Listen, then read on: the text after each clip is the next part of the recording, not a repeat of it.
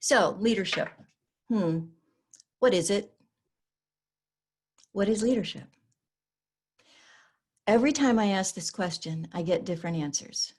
But what I usually do not hear, or I have not heard, except for maybe once, was that it is title, it is power, it's how much money I make, it's where I live, it's who I hang out with, it's the car I drive, it's the clothes I wear. Those things usually don't surface as leadership, but it is unique to each and every one of us. It's like success. It's like failure. We all have our own stories. So whatever those things are unique to you. But the one thing that I think is consistent across the board when it comes to leadership for everyone is that it's a journey, right? We start somewhere, we go through it, we get there, and our awareness of it and our purposefulness and intention around that can be a game changer when we really understand what our own leadership is and who we are as our true, genuine, and authentic leader. So that's really what I wanted to talk with you about today. I wish we were all sitting around in a room and we could share our stories, because I love to hear stories. We all have them, and some of them are funny, some of them are sad. We all have them, but for now, I'm just going to share a little bit of my journey in some of those stories. Some of the lessons that I've learned, some of the heroes that have shown up along the way, and the good, the bad, and the ugly. And there's been a lot of all of that. So there are really three things that I'll define this I to the power of three. I'll define the I's in just a little bit as we go through our conversation today. But the way that I have framed these up for you is these three things. Joe, Oz, as in the land of, right? And dreams. So let's think about those things as we go through this. So Peter Drucker, one of the world's leadership gurus, had he's been quoted in so many different ways with so many different things, but he once said, and I'm going to read this so I'll be sure I get it absolutely right. And I quote, "Only three things happen in organizations naturally: friction, confusion, and underperformance. And everything else requires leadership." I would agree with that. I would also add that it's not just in organizations, but in life. So think about that. Think about life. Think about your career, because leadership is all that. It starts in your heart. It starts with self. Then we take that out to our partners, our teams, our families, into our organizations, into our communities, and into the world. That's how each individual, every one of us, can make an impact in the world. And it all starts right here, and understanding who we are genuinely and authentically, and how that translates into our own leadership of self first. So I want you to pause for a moment and think, if you would please. Close your eyes and think about a person you have known, do know, or would like to know, or you follow in the media or in the arts or in academia or in business, that to you is the epitome of a leader. He or she walks their talk. They do what they say they will do. They are a value-based person, and they share those values. They have vision. They motivate. They inspire. Who is that person? And why do you think they possess all of those leadership characteristics? Where did they come from? How did they get there? Well, I have a particular person in mind that I'd like to introduce you to. That is one of the greatest leaders I have ever known. And this was a fellow by the name of Joe. So back in, as Jan was saying in the introduction, I've had three different careers, very distinct and very different from one another. And the first one was in the theater. So I was talking with a small group of trustees on the board of a theater, or to become a theater, in a small town in rural Ohio. There were 12 of them. And they were asking me to come in on a 2 to 3 year contract and help in the restoration of a 1928 vaudeville house into a performing arts center, and then to bring in a performing arts series and to raise money for that and to get the community involved. Huge project. So we came to an agreement. And in our last meeting, I met with them at the old vaudeville house in one of the rooms. And there were the 12 board members and this gentleman I hadn't met before. And he was standing in a corner of the room, kind of in the back with his arms crossed and kind of leaning back like this, his head cocked a little bit. And he was about 6'2", long, cool drink of water. And he had on blue pants and a blue shirt. I thought maybe he was an electrician or plumber, that kind of an outfit or uniform. Had on boots, ball cap, wire-rimmed glasses. And I noticed that those glasses were framing a pair of the bluest, crystallized eyes I have ever seen in my life. They just kind of sparkled right out. And I came to find out that Joe was a volunteer, as were the trustees. And he was a most unusual individual. He was a handyman. He never had a real job. He didn't have a bank account. He didn't have a credit card. I'm not going to tell you his last name or where this theater was because I don't want him to ever be found out for what he did. He never had a Social Security card, so he never paid taxes. But he gave away almost all of the money that he made, and he made a lot as a handyman because he could fix anything. And what I learned about Joe over the course of time that I knew him was that he could also fix people. And that's what intrigued me the most. Everybody who knew Joe loved him, and everybody knew him in the town. He stayed there his whole life. He grew up there, stayed on the farm with his parents. When they passed away, he stayed on. I think he buried all of his money on the farm, to tell you the truth, because he wouldn't set foot in a bank. And he was the greatest leader I've ever known. Why? He didn't have any of the trappings of what we think of as leadership. He didn't have title. He didn't have power. But oh my goodness, any one of us would have followed him to the end of the earth, jumped in front of the bus for him. I would have led the pack. And here's why. Joe did 3 things. This is a hint to the 3 eyes, by the way. Joe did 3 things. And he did them naturally, but he did them very intentionally and very purposefully. He inspired. He could see and reach into people's hearts and people's souls and people's mind because he paid attention, because he listened, because he was present, and he cared. So he asked a lot of questions, and he wanted to know about you. Then he would ignite that inspiration by helping you to think left brain, to strategically think about, what do my dreams mean? How do I get there? What do I want out of my life? Where am I going? What do I want to accomplish? What do I want to do? And he would help with that. And then the third thing he would do is say, okay, so get up and go do it. Take action, make an impact. He inspired, he ignited, and he impacted. Within 30 days of starting the project on the theater, he had gathered round him and us, all of us, 250 volunteers from the community, all coming with money and time and energy and enthusiasm to help us create the vision of what this old vaudeville house was going to be when we had her up in her glory again. This was amazing. This was a town who didn't care about this until we started this project. So Joe went out and he said, here's my vision, what's yours? What would you see this? What would you like to see happen here? He shared visions with them.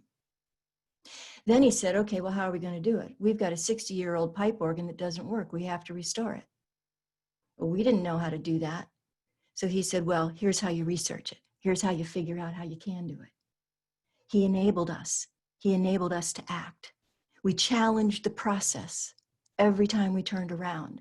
We learned how to rip theater seats out of concrete, how to reinstall new ones. We learned how to clean frescoes, 60-year-old frescoes that were covered in mold and dirt to reveal the beauty of these hand-painted panels on the sides of the stage. We learned so much from him. And then he held us to the fire. And he said, now go do it.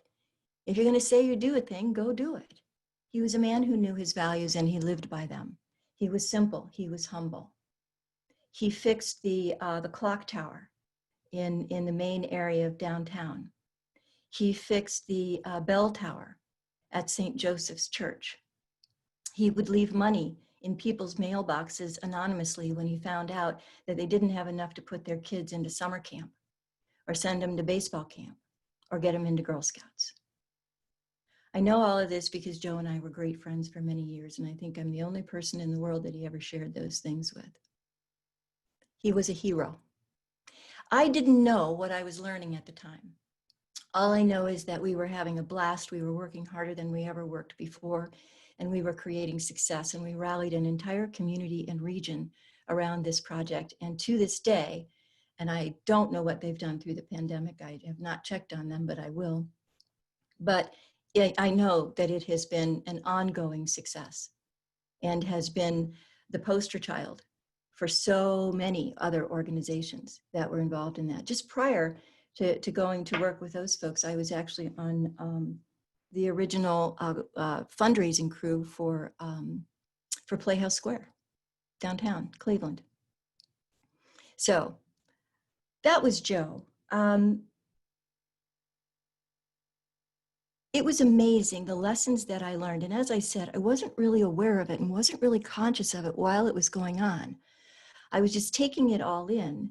And when that contract came to a close and I left, it was with sadness and absolute joy that we had created such a thing. And there's a picture, and I was looking for it. I was going to show it to you if I could find it. It was Joe and I standing on top of the restored marquee of this theater in all of its glory. I mean, it was restored to its perfect beginnings because it had been annihilated in the 50s. And it's the coolest thing, and all the people standing around at the grand opening.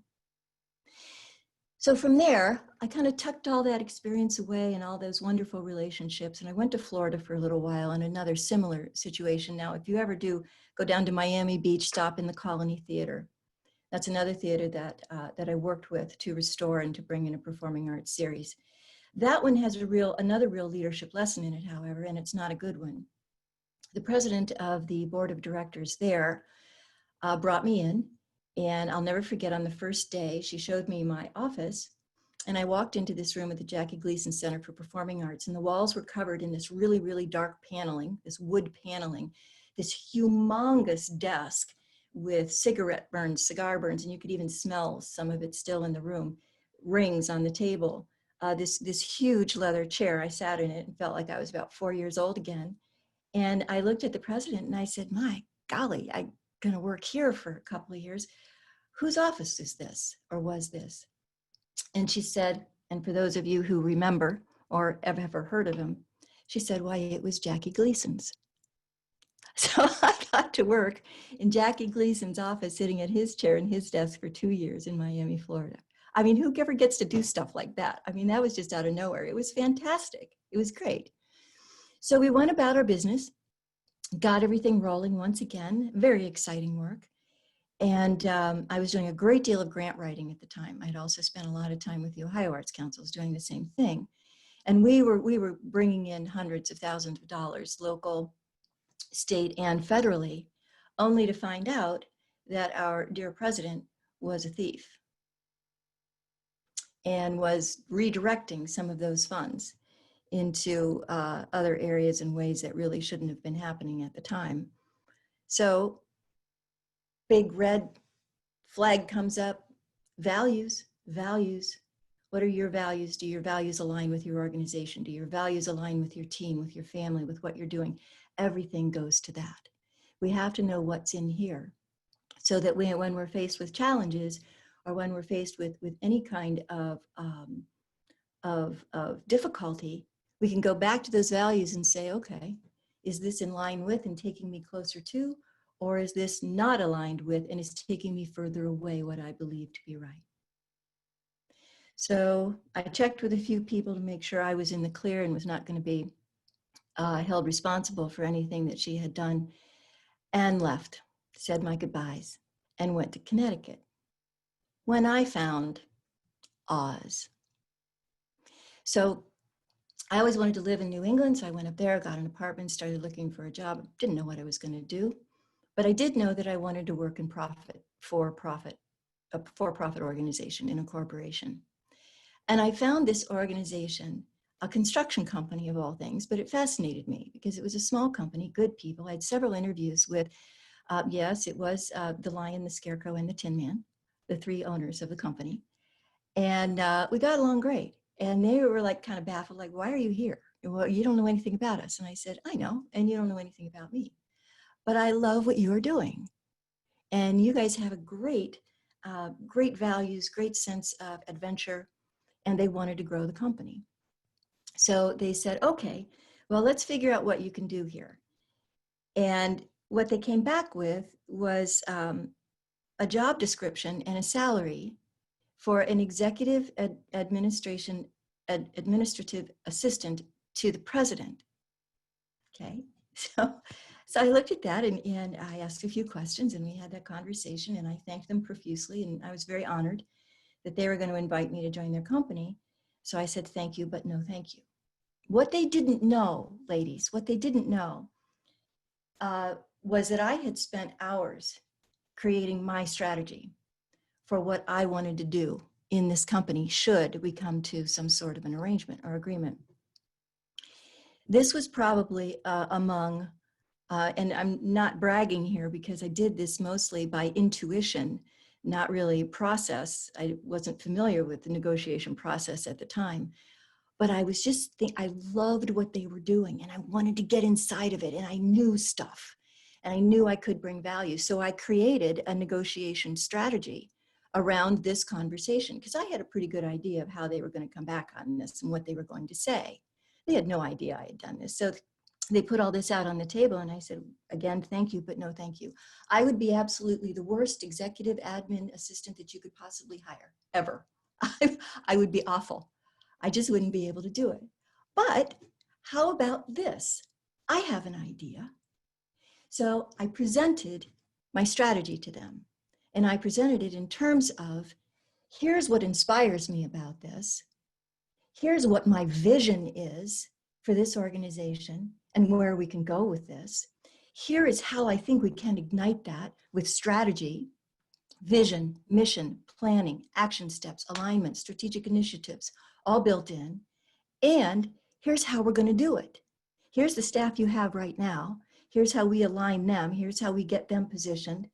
And if you think this is a good idea, we can even give it a trial run for 90 days. And then if you don't like it, I can go away. We'll just shake hands and say, this has been great, and I'll go away. Or if you like it, you can give me a raise and I'll stay on. You can actually hire me. And I said, and oh, by the way, here's what the fee is for the first 90 days if you want to go that way. And here's the salary when we move on from there. So imagine the Lion, the Scarecrow, and the Tin Man, a bean counter, a chemical and structural engineer, and a hard hat, construction guy, sat back in their chairs, smiled, and said, you got a deal. We want you to do this for us. This was the first real elation I had in real strategic negotiation. And you know why it worked?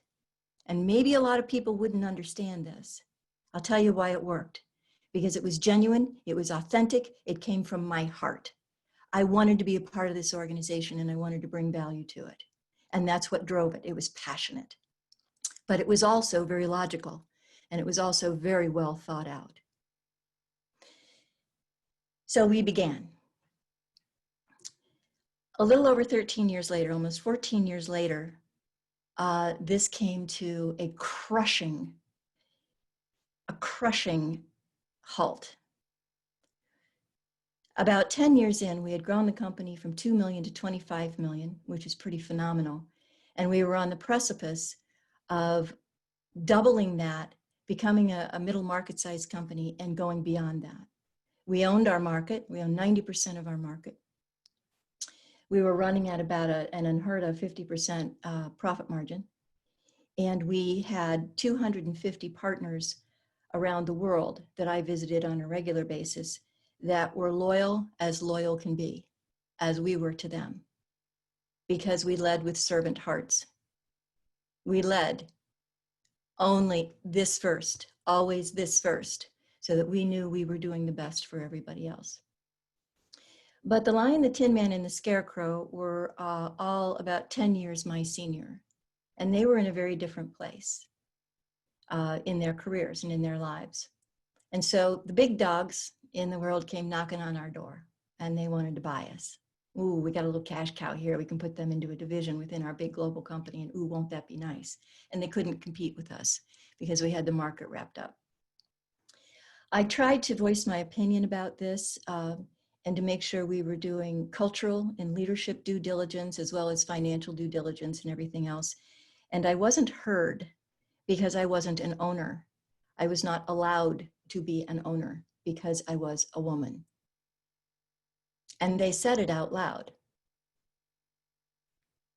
There was one silent partner in the background, a fellow from Europe, and he said that in our world, women do not own businesses.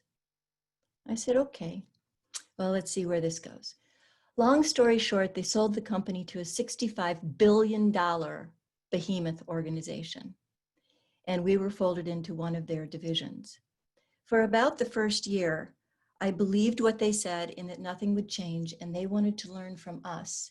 And they looked at me specifically and said, teach us the magic of what happened here. And so we did, or tried to.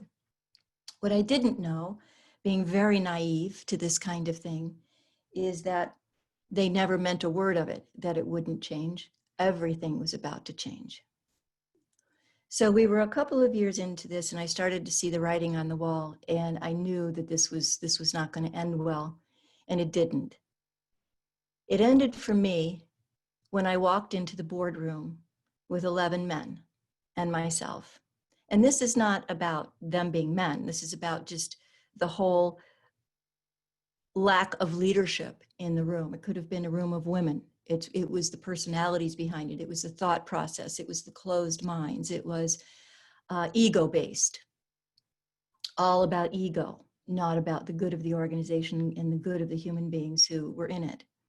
So I walked into the room, and the new buyers began to lay out their strategy about where they were going to take our company into the future.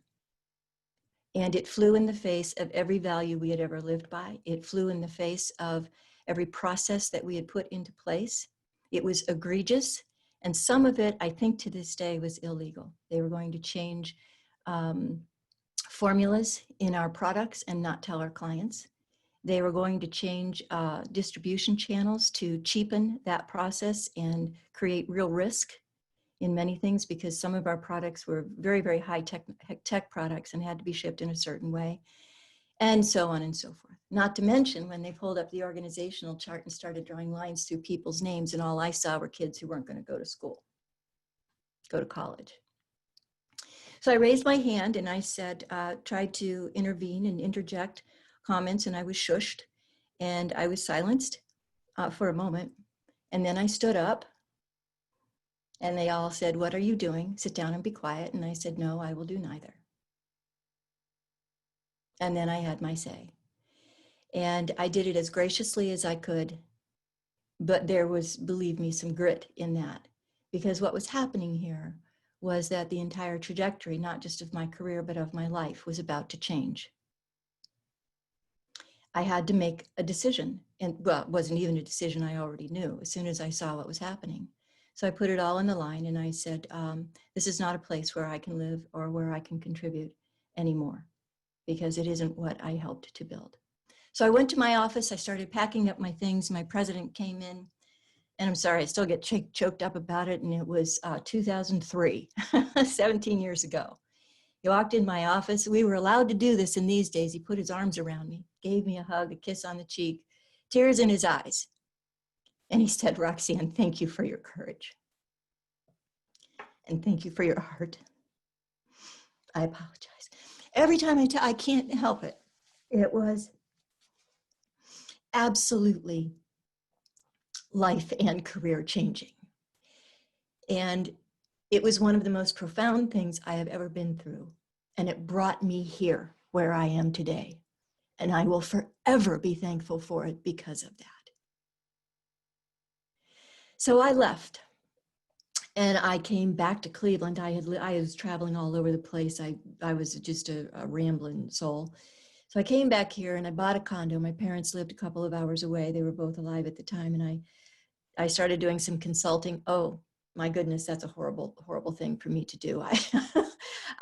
Consulting wasn't it, but I had some knowledge and I shared it with people just to keep things going for myself. And I decided to start my own business, and I really wasn't sure what that was going to be because I had to figure out what it was that I did better than anybody else in the world. So I started taking stock of myself, writing a lot, thinking a lot, really going into introspection, and I was absolutely crushed. I mean, this was devastating to me.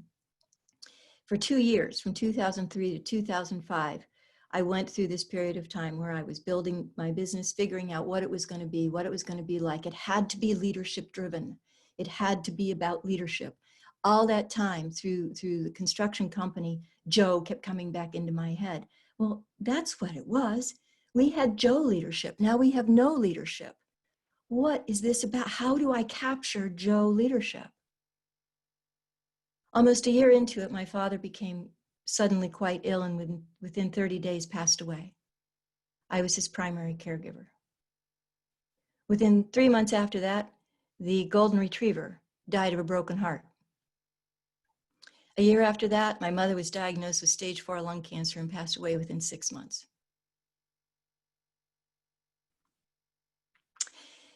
You will hear me often say there are 2 things that get us through this world.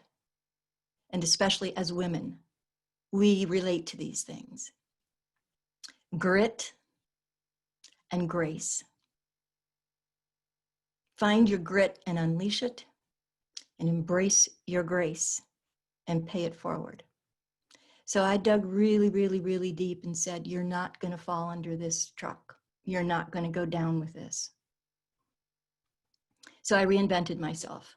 I went back to school. I started understanding what leadership programs were out there, what the really, really smart PhD behavioral psychologists were talking about, what organizational change was about, what personal development is about, what leadership development is about, and so on and so forth. I already had strategic planning. I know how to do that. I already had management skills and I already had leadership skills, but they weren't focused. They weren't focused on anything in the way that I wanted them to be. And then it started coming to me, but wait a minute, Joe did it. This simple, humble man did it. And he did it effortlessly. Why am I struggling with this? And then it started coming to me because you have to find your inspiration. It must come from your heart. You have to ignite that. You have to have a strong left brain. You have to know your stuff. You have to be technically savvy. And I'm not talking about computers. I'm talking about business, what we do. And you have to take action. You can't be afraid to step up and step out and speak your voice. Use that and help others to do the same.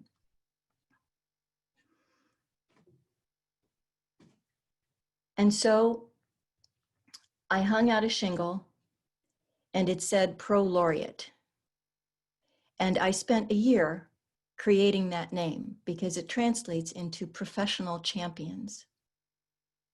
When Jan was reading the introduction and she said, there are 3 things you can do to become your own best champion. That's what we all need to do. That's what we should all be about. And so Pro Laureate, and the laureate, of course, are the laurel leaves because that's the gold medal. That's the highest, that's the pinnacle. That's what we strive for in this journey, right? Is getting there. So I started all of this back in 2003, had the shingle out by 2005, I was networking every single day, every single evening. Didn't know really what this was going to look like. I had a vision for it. I had written that vision, but I sure didn't know how I was going to get there. And then I started connecting with people, different people everywhere. And I started asking them, how did you lead? How did you get into this? What are you doing here? And I learned, and I learned, and I learned, and I kept capturing this. And the thing that kept coming back to me was, there was Joe. there was Joe, and he was doing those three magical things. He was inspiring, he was igniting, he was impacting. So I created these three buckets, and I started filling the buckets with everything I was learning, all the gifts I was receiving, all the heroes that were showing up in my life that were helping me. And I started building those buckets. And then I picked up a book. I was doing work for the YWCA, and they asked me to, in the Women's Leadership Momentum and Boot Camp programs, and they asked me if I would facilitate a debrief of an LPI. And I said, I don't know what an LPI is. What is that? It's a 360-degree instrument. I said, sure. I don't know anything about it, but I'll go figure it out. So I did. And imagine this. So I find this, and I find this book called The Leadership Challenge, and these two guys who wrote this book, Jim Kouzes and Barry Posner, and I sit down with their book, and I downloaded everything I could from their website because they said it was okay. You didn't need to be licensed to do it. I spread all this stuff out on my living room floor, and I started going with it, and I thought I had landed in nirvana. I could hear the angels singing practically. Oh my God, this is a tribe. These are people who understand leadership. These are people who have been studying it at that time for over 30 years, now over 40 years. And I was like, holy smokes. And they have processes, and they have highly educated and highly skilled people who have started creating these things. So I learned it. I started facilitating it. And then I met Jim and Barry. Bam, two more heroes just entered my life. And I learned, and I still am. So I've been using their materials as well as my materials. And it isn't even the material. It is the journey of leadership. It's continuing every day with everybody we meet, everywhere we go, how to grow, how to expand, how to become, level up into more and more effective and impactful leadership with every place we go, every person that we meet. And learning our lessons along the way and gathering our heroes, our Joes, our Jims, our Barrys, the heroes along the way to help us get there. And then paying it forward, finding ways that we can bring this out into the world. First with self, then with our teams, our families, our organizations, our community, our world. Never has there been a time, certainly in my lifetime, and I would say in the history of the world and human beings, that we have a better opportunity to step into our leadership than now.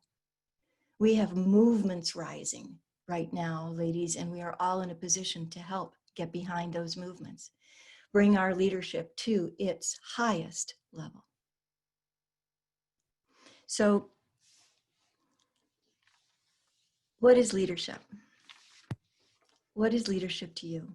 What does it mean to you? What has your journey been? Who have you learned from? Where have you been? It's tragic, it's triumphant, it's heartbreaking and soul-filling when we engage. There's always fear whenever we're doing things like this, and it's not about not being afraid. It's about walking through it anyway to get to the other side. So I want to leave you with three things, and then we'll go into some Q&A and conversation. I'd love to hear your comments and some of your stories while we have time. When I met Joe and worked with him, I didn't know he would be such a huge leadership icon in my life and for the rest of my life. But I did learn it. And it helped me dig down deep and find that grit. And if you talk to anybody who knows me, they will often say, uh-oh, here comes the Irish lady. I'll say, step aside, Katie, bar the door. We got some talking to do. So there's that, lead with your heart. The lesson, know yourself. Become self-aware. You think you are, go deeper. Dig deep, understand what you are, ask your friends, figure it out, and then live that and be that and only that. Not what anybody else tells you to be or what you should be. Joe is my hero. He inspired me. Oz. Oz was amazing. It was really Camelot, you know, it was, I got to write that story in detail someday. I just don't want to hurt anybody along the way and call out names in it. But this is where I saw in real life, in real time, what happens when an organization, when a community, when a world lives by Joe leadership or lives by no leadership. This takes you up and creates success. This crushes you and puts you under the ground. It was huge. Then the dream. I came away from that and went through one of the blackest periods I would never wish upon anybody, and came out of it and said, but I know what this can be. I know where I can go, and I know how I'm going to do that. Dream big and dream and believe in yourself.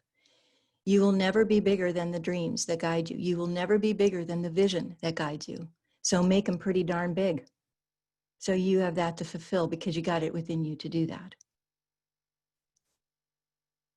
Find your grit and keep it right below the surface. You never know when you're going to have to pull it out, right? That's what's driving. You got to be tough, girls. You got to be tough.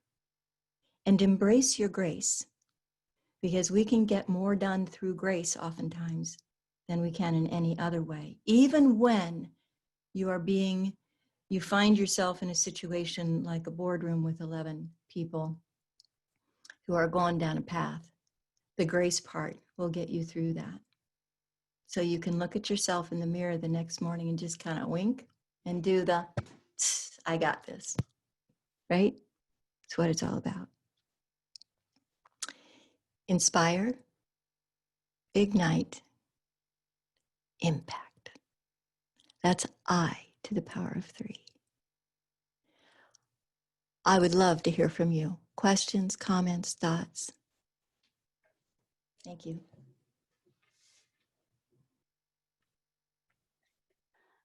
Wow, Roxanne, that was a tremendously inspiring and impactful presentation, conversation, talk. I learned some things about you that I never knew, but I can understand why you're able to do what you're doing right now.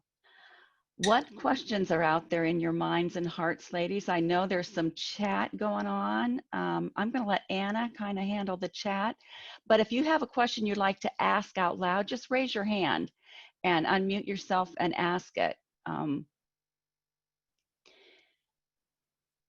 Roxanne, I have a question to start off with. Yes, Jan. So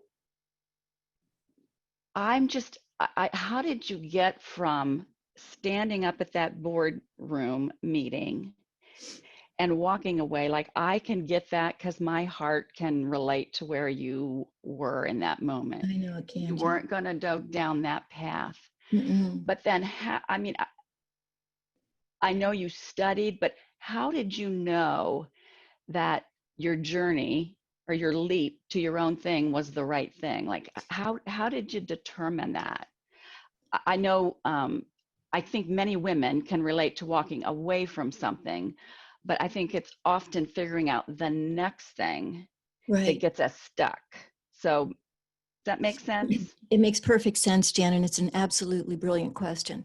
I did, I think I knew it in my heart when I walked away that I was never going to be able, well, what it boiled down to in my heart was that I would never again, and this may sound a little hard, and maybe it is, but it's the truth.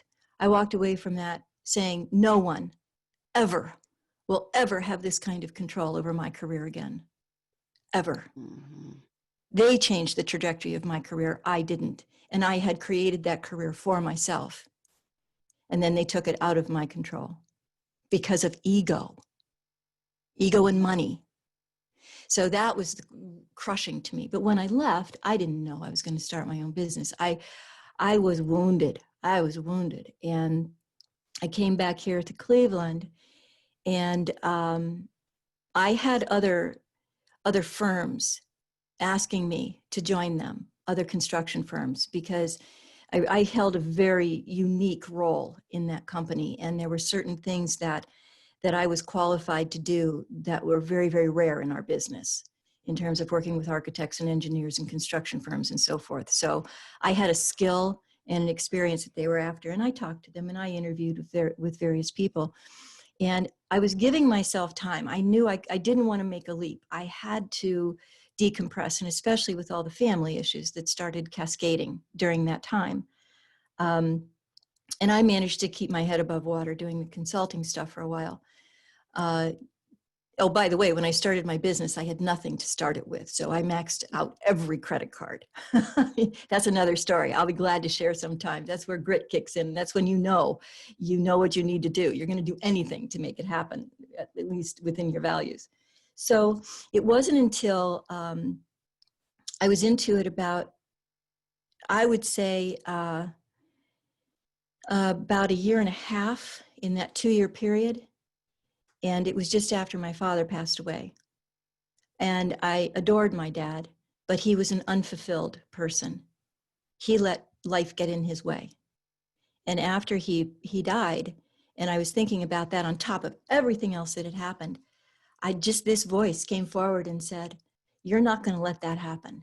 You're going to put yourself out there in a way that you've done your best, that you never took second place, that you never stepped away from the challenge.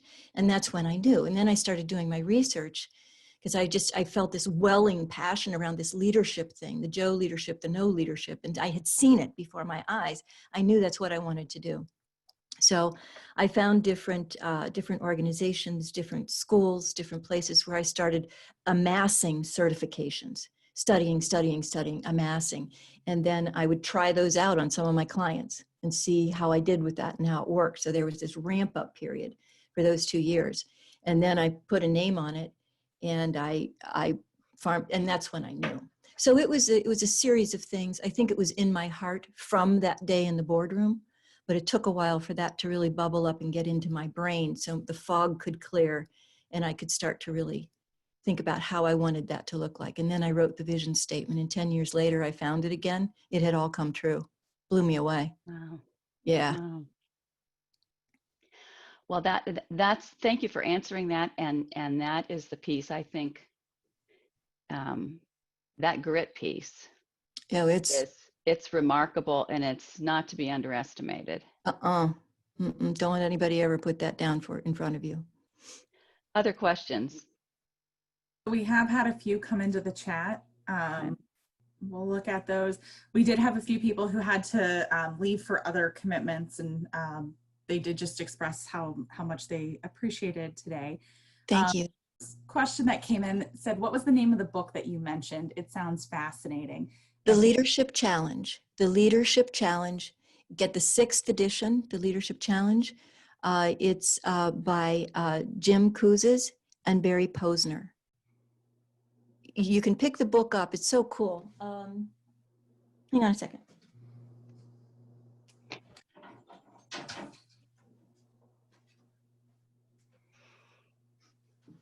It looks like this. This is my beat up copy. Okay. Here's the guys, my heroes, a couple of my heroes. So I've worked with Jim and Barry and this body of work now since 2005. So for 15 years. That's when Jan mentioned Wow. am a certified master. There's not a lot of us in the world, but it's cool. They're a wonderful group. They're doing good all over the world. They're everywhere. Wonderful. Other questions? Oh, sorry, Anna, go ahead. Oh, no, you're all right. The next question is, it says, Roxanne, you're an amazing storyteller. Leading by the heart versus by the numbers. Can you be a little more specific on how that looks? Could you repeat that? Your voice faded for just a moment. Doing what? Leading by the heart versus by the numbers. Okay. How does that look? It looks balanced, is what it looks like. When it works, it has to be balanced. Yeah, you lead by the numbers for sure. You've got, like I said, we need to know our stuff. When you say you do a thing, be sure you do that thing and you know it. So I talk a lot in my sessions and sometimes in these talks about the balance of life, left brain, right brain. right?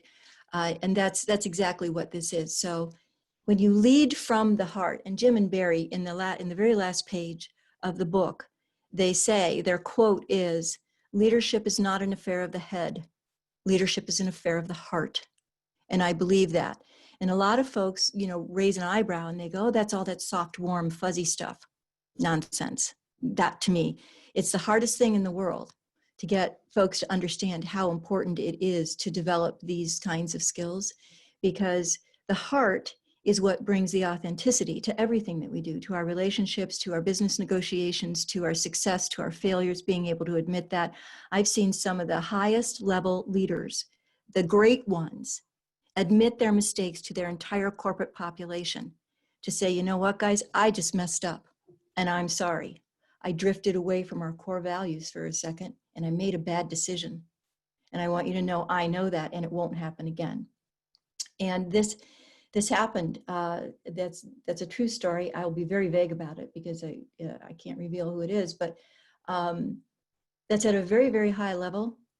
And what that does, I mean, this is a guy who is all about the numbers. The numbers. This is how we strategize. This is how we go. We never take our foot off the pedal, all of this. And yet here he is saying something like that. And this is what galvanizes leadership cultures, is when you have leaders in place that are balancing both. They can look at you and say, they can encourage the heart, one of the 5 practices from the Leadership Challenge. They look at you and say, thank you so much. Thank you so much for doing your job and doing it so well, and always giving a little bit of an extra effort. Thank you. And then they can turn around and say to someone else, you're not working at your highest potential.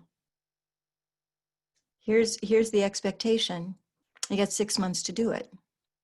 It's a combination of things, and to whomever asked the question, it's balance, left brain, right brain. Know your business, know your stuff. Know when you've got to make difficult decisions to move the organization forward. By all means, know your numbers, but lead here too, always with heart behind it. So even the difficult conversations become learning opportunities. I hope that helps answer the question. It's a balance. Thank you for that. I did want to draw attention. There's more of a comment than a question, but it said, thank you, Roxanne. I really enjoy your story and being open with your emotions and experiences so we can easily relate. It's hard being brave in the world sometimes. So not a question, but a statement I wanted to make. Thank you for that. Thank you. Thank you very much. We did have one other question come in. It says, such an inspiring story. Thank you for sharing, Roxanne. Could you touch on what the Negotiating with Strengths class will teach and who it is or is not fitting for? Sure, absolutely. Yeah, it's a great question. That's a perfect segue too from what we were just talking about. The negotiating class, there's 4 classes, each 3 hours long, 2 in July and 2 in August. And it's a left brain, right brain balance. It's critical. In my experience with negotiation, if you aren't working from both, you will not succeed. So what we will do in those classes is we're going to take a really deep dive into our strengths and weaknesses. We're going to use 2 tools, outside tools. We're going to use the movie Secretariat as a baseline. It's a fabulous female hero movie, and it's all about negotiation. From scene 1 to closing scene, man, this is just awesome and I love it. And we will also use Strengths Finders. So I think most everybody in the Women's Network we're all working with Strengths Finders, and I'm pretty well versed in that too. So we're going to use both of those tools as guides as we go along, and interaction, because it'll be Zoom, of course. So we'll be using all the aspects of Zoom, which are fabulous. Anna and I will be running that. So what it's going to be is a combination of really understanding our strengths and weaknesses when it comes to negotiating. And those are leadership skills, ladies, all leadership skills. So we're going to ramp those up a little bit, gain some more awareness, strengthen those skills while we learn process and structure.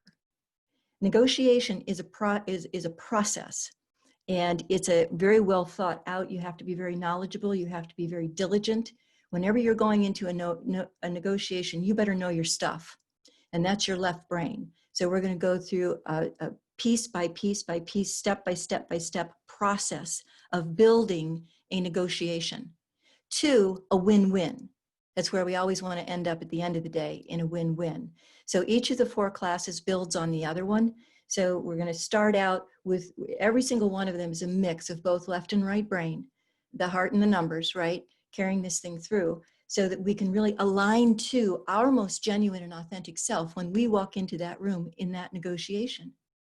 And don't discount this for a second. The way you dress, the way you walk, the way you talk, the way you carry yourself, the tone of your voice, your eye contact, these things will make or break a deal. So we're going to talk a little bit about that too, personal branding, as we go through this. And who are you as a negotiator?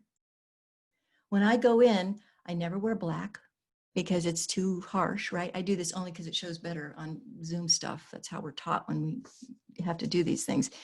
But I always wear it's important because you're connecting to people in ways they don't even realize you're connecting to them. And you're connecting to senses, you're connecting to the brain, to the heart, to everything that's going on here, right? So the more open, the more like, trust, know we can create in any negotiation, the more that we create a back and forth conversation. Both parties want something, and it's probably different. So how are we going to get there? So these classes, what this program will do is bring awareness, insight, knowledge, learning, and practice. We're going to practice. We're going to use case studies and practice some of these things and even do some mock negotiations. I'm not a big one for role play things in any of the work that I do, but with negotiation I am, because it really is helpful when you can do mock negotiations. So we're going to do some of those too.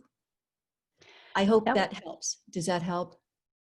That was so insightful. So a couple things to say about that. Number one is whoever joins the class, unless they've had taken the Strength Finders, that assessment is included, and you will get a book. Oh, good. On the Strength Finders. All of the Strength Finders. That if you've not done Strength Finders or ever had the book, it is one of the most powerful tools to help you in plain language. Your strengths in that book will describe you to a T, and you're going to be amazed. And then it's really about utilizing those strengths to help you. And negotiation happens in anything. It's not necessarily just about your salary, but we're negotiating all day long in conversation. So it's just intended to really help us as women have both the grit and the grace. I love the way she uses that, but we really do need both. And so if you know anyone or are inspired by this, feel free to sign up and join us. I'm so excited about this course. That's the book you will get. And it will describe your strengths to a T. And if you've not, yeah, there we go. I just think that this is a really powerful tool, a curriculum tool in our toolbox that we'll be able to offer then. And when I met Roxanne, I knew she was the perfect person to develop this curriculum that will be our curriculum then. So I'm really excited about it. And I'm glad you were here today to hear her. Now, I know Roxanne has to get on the road, right, Roxanne? You're running I do. up I have a against couple more minutes, Dan. We can go. Okay. If anybody has any more questions or comments, I'm happy to. Anybody have anything you want to ask quickly before she jumps out? If not, and raise your hand if you do, I want to just say, do you have anything, Kim, or were you just doing your, okay, Lori. You're on mute. There you go. So, the thing I love about Clifton Strength Finders is you really focus on your strengths. What was kind of one of your ways to overcome, I call it, your deficits? Throughout my life, my deficits, there's so many of them, Lori. Well, you sound perfect. Far from it, darling, far from it. How have I overcome my deficits? Okay. I don't know that I have. I think they're still there. What I think is really important that we lead with our strengths. Absolutely, we need to know what they are, and I've taken Strengths Finders probably 3 times now in the last 15 years, and it's funny. It doesn't change much. The rank order changes a little bit depending upon where I've been in my life, but I look at the deficits that I have, and I do try to raise them up a little bit. I want to level up with some of those. There are some things I'm really terrible at, and just from a left brain perspective, one of them is technology. So here's a perfect example. I have this cloud that hangs around me that anytime I get near technology, it blows up.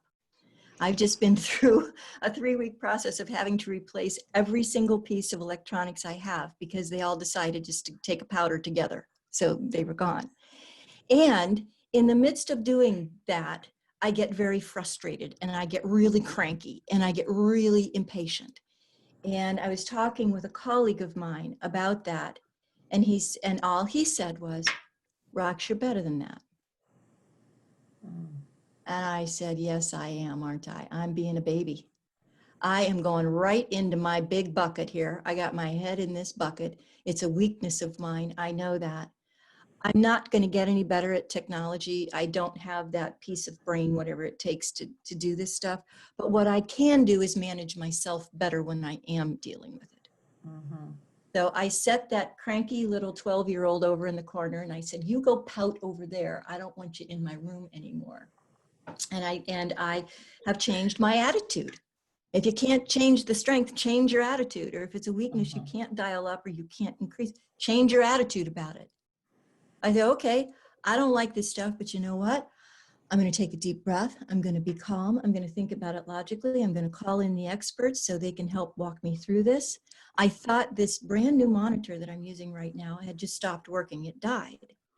And I got all upset about, I went, "Wait, stop, don't do that. Make a phone call." I just bought it. I called the tech people. 15 minutes later, it was up and running again. It was some silly thing I had done inadvertently. So whenever you have a deficit, Laurie, whenever you have a weakness that you know is getting in your way, try to up it a little bit. Try to get a little, don't put your focus on C's, D's, and F's though. Stay in your A and B playing area because that's what you do best. Otherwise, everything's going to end up being a C if you spend too much money going to the lower grades, right? But be aware, pay attention, and how can you wrap a positive spirit and a positive attitude around those deficits, and then find other people who have those deficits as A strengths and get them engaged. Thanks. You're welcome. We did have one other question come in. Okay. It says, "The question that I find more difficult as a woman is not to come across as a B to show your grit. It appears to be harder for a woman to come across with confidence and not just be labeled a harsh. How do you show grace at the same time?" Right? How do you show grace at the same time as showing your grit? So true. Thank you for that question. Yeah, that's a great question, an age-old question, one that will be with us for as long as we are humans, I think. And man, do I ever get this? First of all, I would say, if anyone ever calls me that, and they mean it, like they're calling me out and saying I'm being that B person, I smile and say, "Thank you. I work really hard at that and I'm trying to do it with grace. How am I doing?" Lean into it. Just bring it on. Go ahead, call me that. You know, and then I will usually respond with, "Well, it's unfortunate that you're perceiving it that way. And I will certainly think about that. But that's not what this is about." And then go to whatever it is that it is about. Don't let it be about you anymore. If I have to take a very strong stand on something, which I've had to do recently, I use my voice and my eyes and my body language to convey what it is I want to say. But I do it gently, and I do it in a soft tone. So if there's an egregious situation taking place, we'll take the boardroom, for instance. I didn't shout. I didn't get bitchy. I didn't get anything. I looked them all in the eye. I stood up, I squared my shoulders, I looked them all in the eye, and I kind of looked down my nose a little bit at them. I would say that.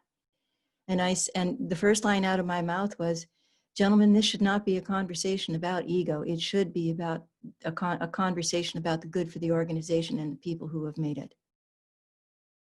We're not going to continue this conversation while I am in the room. And I continued to say what I needed to say about what they were doing and where this was going and where we had been and all of that. And I did it confidently. I did it calmly. I didn't